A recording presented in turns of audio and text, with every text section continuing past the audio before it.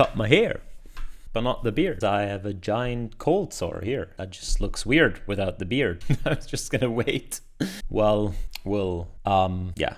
Intro. DeepMind can predict rain better than anyone else. The Guardian is not so really truthful about truthful language models. And an AI finishes Beethoven's 10th Symphony. Welcome to ML News. It's Monday.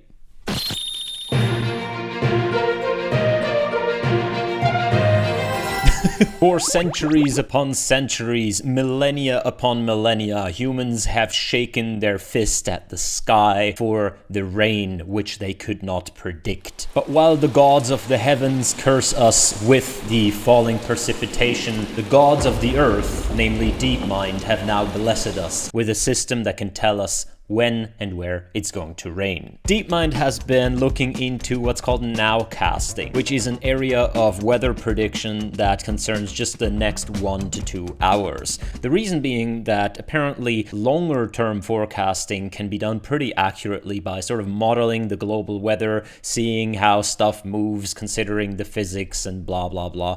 But very short term predictions are not as accurate as we would like them to be. They've published this in a paper in Nature, because where else would DeepMind publish? And it's actually a pretty interesting read. They cite the availability of high quality data, at least in the UK, where radar data is available at very high resolution, and the lack of current systems that work well. Now, instead of directly predicting, their model is a generative model, and from the paper it looks like it's sort of a GAN with a bunch of GAN losses. So there is a temporal discriminator that discriminates between real and fake, I guess, temporal rollouts. There is a spatial discriminator, and there's sort of a regularity loss as well. So essentially what they do is they take a context of 20 minutes of radar data, and from that they generate how the radar data looks about 2 hours ahead. And as you can see, this looks pretty good. So on the top left you have the target, on the top right you have the DeepMind system, and on the bottom you have 2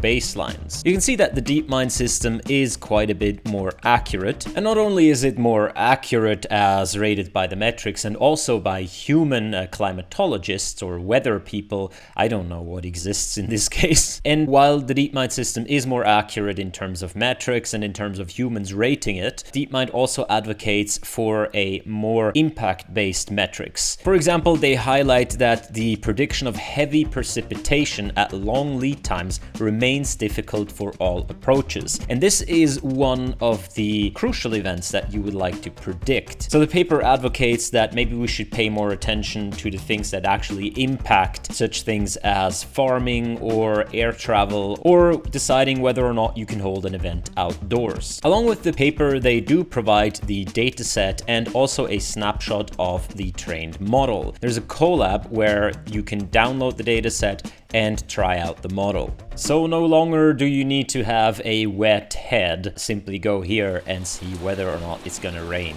in the next hour.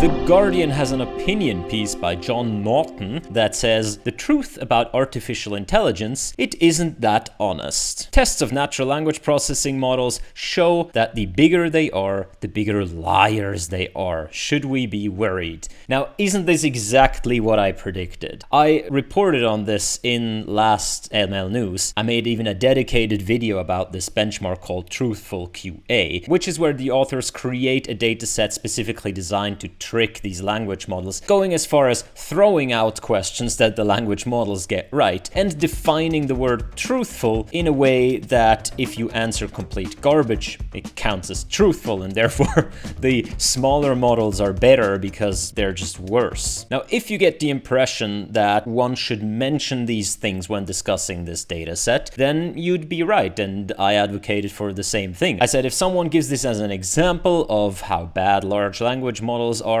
and doesn't explicitly mention these things, they either don't know or they want to deceive you. Well, enter John Naughton, who writes an entire opinion piece about this article. So given that he writes an entire opinion piece, the possibility that he hasn't read the paper is out. The only thing that comes even a little bit close to mentioning the way the dataset was created is this sentence: they composed questions that some humans would answer falsely due to a false belief or misconception. Really? Do you, dear viewer, do you feel that is an adequate characterization of this benchmark? And do you feel that giving only this sentence draws the correct conclusion for people? I mean, it's not wrong, they did this, it just leaves out all the other stuff that you would need to know. And why does it leave out all the other stuff? Because of course John wants to make an argument, and the argument will completely fall apart if you include this other stuff. And this is how science reporting goes when you have a narrative already in mind. It goes from a paper that does describe the complete process but uses words such as truthful in very weird ways and is already framed in a particular manner, to the Twitter announcements of the authors which hide all of these facts in very specific wording in somewhere down the thread, to the more popular hubs in the AI space completely leaving away these details, and then to the mainstream media that just picks up the talking points and writes big articles about how bad these things are. Good job, everyone. Now, if only there were some kind of independent news source that you could get your machine learning news from that never, ever, ever makes mistakes. Now, where could one find that?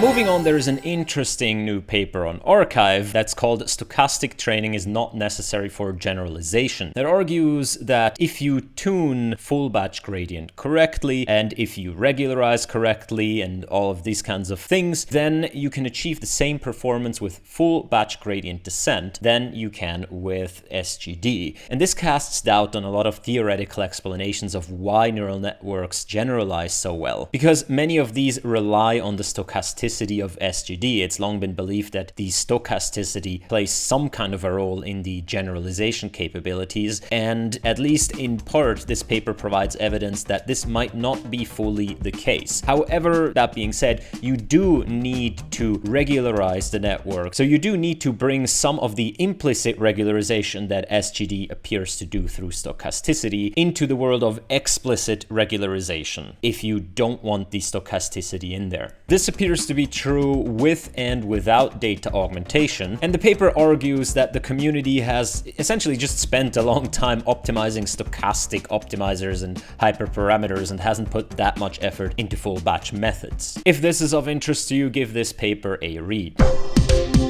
Google AI releases the efficient partitioning of road networks. So this is a method to partition road networks, because if you simply look at a road network and try to do planning, it quickly becomes ginormous. If you just consider your own city, then already that's a pretty big graph if you really model all the connections. And then you consider a country, you consider a continent, it quickly becomes so huge that something like a Dijkstra algorithm cannot plan efficiently anymore. So what you have to do is you have to partition. And they give the example of Staten Island, which is an island in New York City. And while Staten Island has a lot of roads and the surrounding city has a lot of roads, the access between the city and Staten Island is limited to 4 or 5 different bridges. So a smart algorithm would sort of clump Staten Island into very few nodes. And then you can essentially plan on these super nodes until you get to Staten Island, and then inside Staten Island you can plan locally. This relies on the fact that our road networks very often are comprised of large interconnections between clusters of local roads. And in order to do this, they leverage random walks. So they simply start from some point on the map and they do random walks on the map. And the idea is that if you have super duper connected networks like inside Staten Island, then the random walks are probably going to stay in that area as they walk, because the amount of connections inside the area is just so much larger. And they're not going to traverse very often these interconnections between the clusters. So therefore, using random walks, you can figure out what are the clusters that are tightly connected and what are the clusters that are only loosely connected. And therefore, you can partition the graph. This is then refined using some flow algorithms, and at the end, we all get Google Maps. Thank you. There is a paper to go along with it. Have a read if that is of interest to you.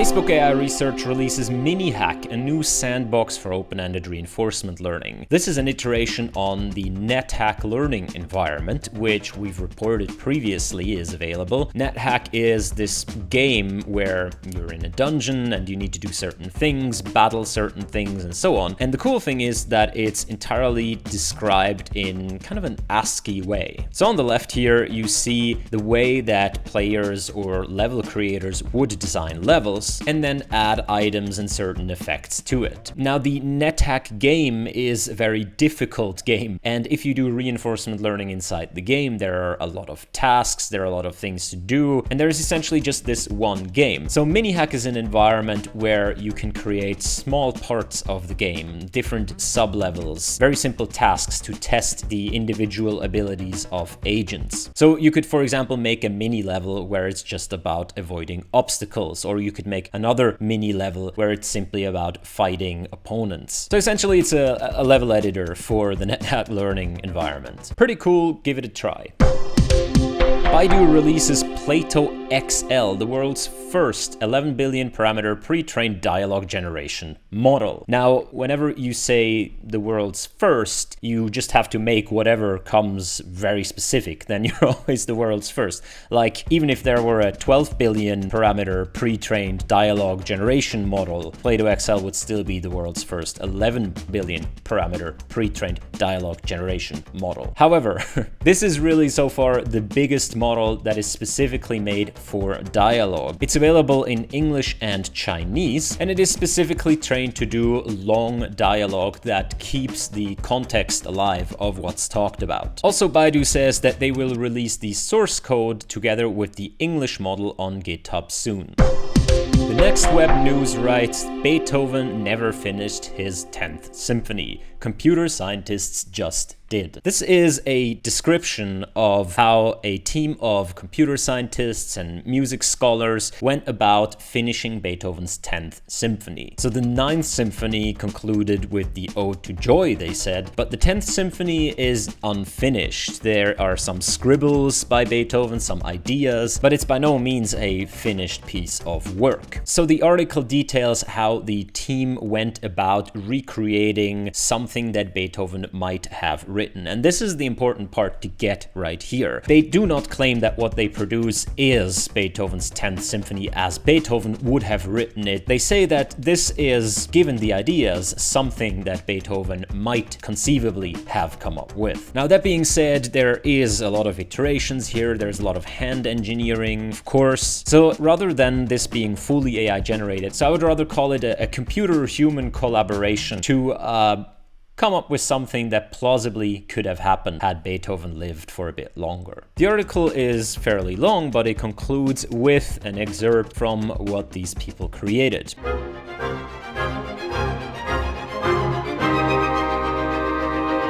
That sounds like music, correct.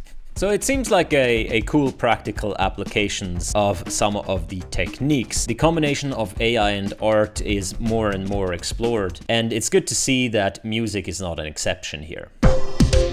Speaking of AI and art, the Smithsonian magazine writes, did Peter Paul Rubens really paint Samson and Delilah? AI analysis renews doubts over the authenticity of a star painting in the London National Gallery's collection. Right, so there's this painting by a painter. I have no clue about art, I'm very sorry. But apparently the painting has been painted at some point and then went missing for a while and then it reappeared. And there's an entire debate about whether or not the reappeared painting is in fact the original painting or a fake. And there is this company called Art Recognition, which supposedly can give you a report about whether or not a given painting is actually from a given painter or not. And when this company analyzed the painting, the algorithm reported a 91.78% probability that Samson and Delilah was painted by someone other than Rubens. So the company claims they have had quite a lot of successes when they assessed non-disputed works, with the algorithm being generally very correct in these assessments. So given this track record, the statement that this painting is probably fake is quite a bit of a shakeup.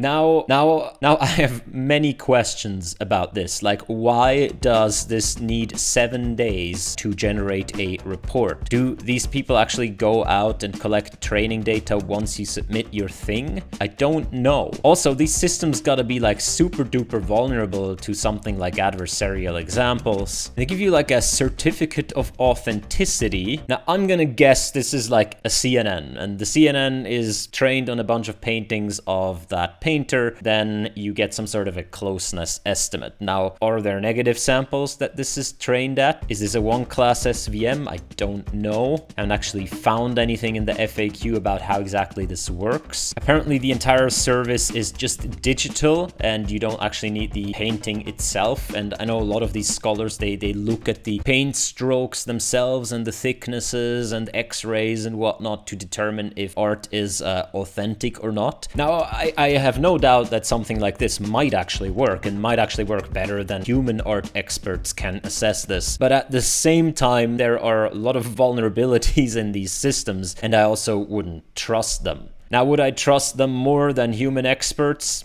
Not sure. I think what is safe to say is that simply because this company says this is probably fake, it probably won't convince anyone in the art world to change their minds about this painting. But interesting to know this exists. RT writes, AI-driven community surveillance, US cops reportedly using invasive tool to grab suspects' social media, Pornhub, and Tinder data. This report is about a company called ShadowDragon that produces tools that scrape social media and pull together all kinds of information about individual people. And they sell this to law enforcement such that essentially anything you do across social media is neatly pulled together and analyzed in one place. This can then be combined with other surveillance mechanisms such as facial recognition from surveillance and all your data from various government databases. And it could technically be used to do predictive policing, which is a very controversial practice, where you don't react to crime, but you try to react to pre-crime, which gives it a sort of a dystopian feeling. The company's founder says the company disagrees with predictive policing and does not build products with predictive capabilities or even suggestions. However, also their website praises the product for being able to predict violence. So, another question is where exactly ShadowDragon has all this data from. They themselves claim they do not intercept any private chats, and they do not access anything that's proprietary or private, but simply scrape information from public websites. And again, that is highly disputed. Now, even if they only collect data from public websites, it's still quite worrisome to see that police are using these kind of systems. Of course, if you are a suspect, police has every opportunity to go look at all of your social media all across the web and cross-reference that, but this is now being done in an automated fashion that is available to search and, yes, train predictive models on top of it. Now, whether or not that's a good development, I leave that up to you, but a good recommendation is that simply assume that all of your activity online is being carried together at some place and just put all into one neat package. So while in a previous life you could be one kind of person on Twitter and another kind of person on LinkedIn, in the future these things are going to morph together more and more. Right now it's simply for law enforcement and the government, but given that these products seem to exist, you can expect that to be more the case in general in the future. So now you have the opportunity. Do you want to behave more professionally on Twitter, or do you want to just spew random opinions around on LinkedIn? I know what I'm gonna do. I'll also link a more in-depth article by The Intercept about ShadowDragon and its connections to law enforcement if you're into that. Alright, helpful libraries. We have a lot of helpful libraries and datasets this week. Like, so much help on the internet, it's crazy. I'm suffocating from helpful libraries. I can't library anymore. That being said, you should totally check out Hugging Face's Infinity, which is a Docker container that you can deploy yourself and that brings inference of transformers down to a millisecond. So if you read more into this, apparently it's about 3 milliseconds for CPU-based transformers like BERT and Roberta, and 1 millisecond if you host them on GPU. Now this is pretty massive. It represents about a 10x improvement over previous attempts at speeding up these transformers, and you can deploy this on premise. It fits neatly within a Docker container. Now Infinity is in a closed beta right now, but I guess they're going to release it at some point. I don't know. There is a website, but it doesn't say a whole lot of things about it. But I guess being in beta, this is bound to develop further. If you are interested, click the request trial button and see what happens. Next up, the text-based NP enrichment tasks. Text-based, text-based.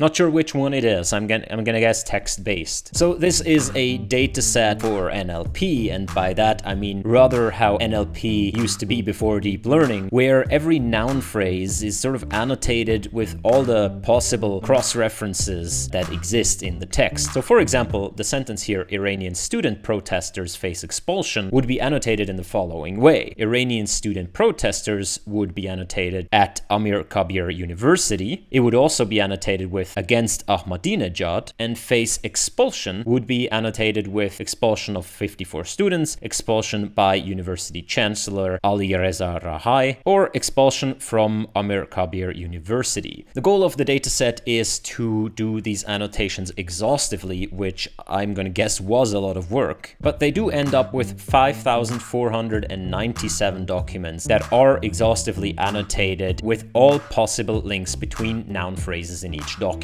So pretty cool. If you're more into old school NLP, definitely give this a try. If you are into new school NLP, you should probably learn a bit about old school NLP. Next, there is TROCR, Transformer-Based Optical Character Recognition with pre-trained models by Microsoft along with code. This is a new OCR method that uses transformers. Code is available, give it a try. Kaokore, which is joint work of Google Research and collaborators from Japan's National Institute of Informatics and the University of Cambridge, released this dataset right here of Japanese art depicting faces. So they wonder whether or not they can teach machines to recognize facial depictions in Japanese art and classify them into various categories. So the dataset is created from a larger Japanese art dataset by cropping out all of the faces and then manually labeling them. The labels are things such as the social status, which is divided into noble, warrior, incarnation, which is a depiction of a god or goddess, and a commoner, which is, I guess, the rest of us. You can also train GANs on these datasets, and it seems to be just a pretty cool dataset for doing research. Again, intersection of AI and art. This could be like a theme for today. RAFT is a dataset of real-world annotated few-shot tasks. This is a dataset where both the task itself and the examples are given in natural language. For example, the task here is, the dataset is a list of institutions that have contributed papers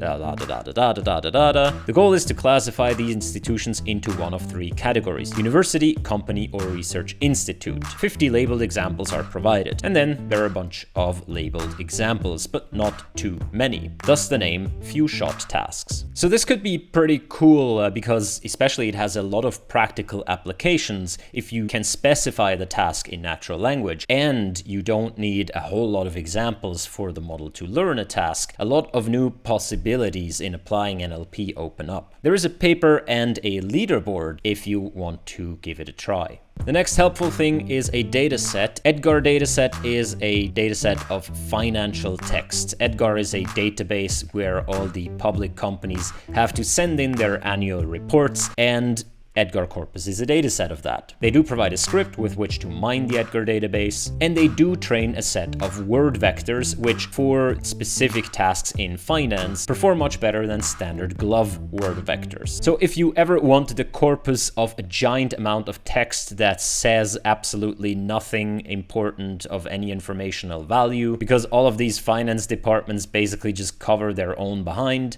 There you go. The next dataset is PASS, an ImageNet replacement for self-supervised pre-training without humans. The pitch is they have 1.4 million images, 1.4 million of them are CC BY licensed, and there are absolutely zero humans in the dataset. Not only aren't there any depictions of humans, there are also no license plates or other personally identifiable information. The catch is this dataset comes without labels, so you cannot train your classic computer vision image classification task, but it is supposed to be another dataset that you can use for pre-training your models without having to worry about there being some personally identifiable information in there, and also without having to worry about the licensing of the pictures that are in the dataset. Now, are people going to replace ImageNet by this one, or are people simply going to add this data to their ImageNet data and therefore the problems simply remain? Well, you take a wild guess which one of those two things is going to happen. In any case, the dataset is available to download.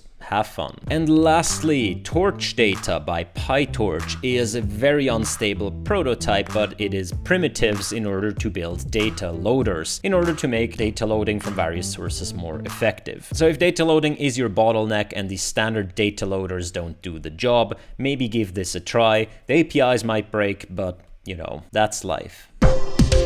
Last news for today, Engadget writes, Samsung hopes to copy and paste the brain to 3D chip networks. Essentially, their idea is to stick a bunch of electrodes in there, stimulate the neurons, see how the neurons stimulate other neurons. From this, you can figure out which neurons are connected to each other and how strong, and then you can simply map that connection pattern onto a neuromorphic chip. Now, this might actually be an interesting way of getting a neural network with the general connection pattern of the human brain, like the sparsity pattern or how exactly the things are connected. So it might be a neat architectural investigation into the human brain. However, the article also writes the move could serve as a shortcut to artificial intelligence systems that behave like real brains, including the flexibility to learn new concepts and adapt to changing conditions. You might even see fully autonomous machines with true cognition, according to the researchers.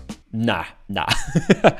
That's simply because you map out the connection pattern. Doesn't mean at all that you will get any sort of brain-like activity. Connection pattern between neurons is only one of many things that is going on in the brain. Especially things like learning require forming of new connections, dynamically strengthening connections or strengthening synapses, inhibiting expression of genes that lead to faster or slower reuptake of synaptic material. And all of this is simply not captured by simply mapping out the connection pattern. Forgive me, but no, you're probably not going to see fully autonomous machines with true cognition, simply because you can map the brain's connections. Now, these things are supposed to run on neuromorphic chips, which means they will have some of these additional abilities, but still highly doubtful. That was it for this week's news. So much stuff happening. If you have something interesting that's happening in your life, and if it is in any way related to machine learning, let me know. We have no standards here at ML News.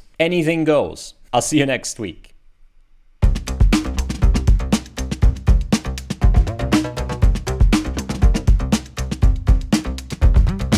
Ow. It hurts.